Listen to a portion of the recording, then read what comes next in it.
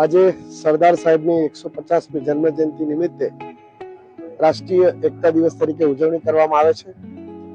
આજે અહીંયાથી આપણે બધા પુષ્પાંજલિ અર્પણ કરી અને રન ફોર યુનિટી એટલે કે અહીંયાથી આપણે સૌ બધા સાથે મળી અને આ એકતા યાત્રામાં જોડાઈશું।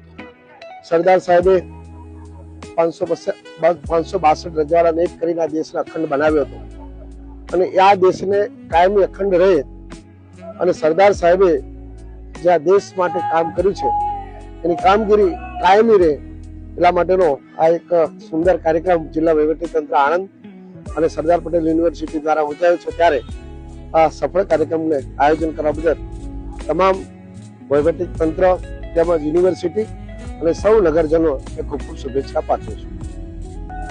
અખંડ ભારતના શિલ્પી સૌના સરદાર તેમની 150મી જન્મ જયંતિ પ્રસંગે સરદારના સપનાનું વલ્લભ વિદ્યાનગર ને સરદાર પટેલ યુનિવર્સિટીની પટાંગણમાં આજે એમને શ્રદ્ધાસુમન અર્પણ કરી અને એકતા દોડનું આયોજન થયેલું છે। એમાં સર્વેને પધારેલા સર્વે સરદાર પ્રેમીઓને સરદાર જયંતિની શુભકામનાઓ, શુભેચ્છાઓ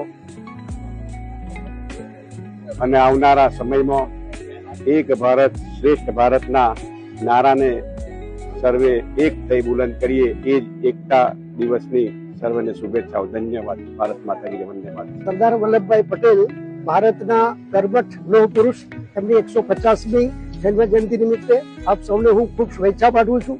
આ કાર્યક્રમમાં આજે આપણી વચ્ચે કેબિનેટ કક્ષાના મંત્રી શ્રી રમણભાઈ સોલંકી સાહેબ અને કમલેશભાઈ પટેલ મંત્રીશ્રી ઉપસ્થિત છે। આપ સૌનું હું સ્વાગત કરું છું, આવકારું છું।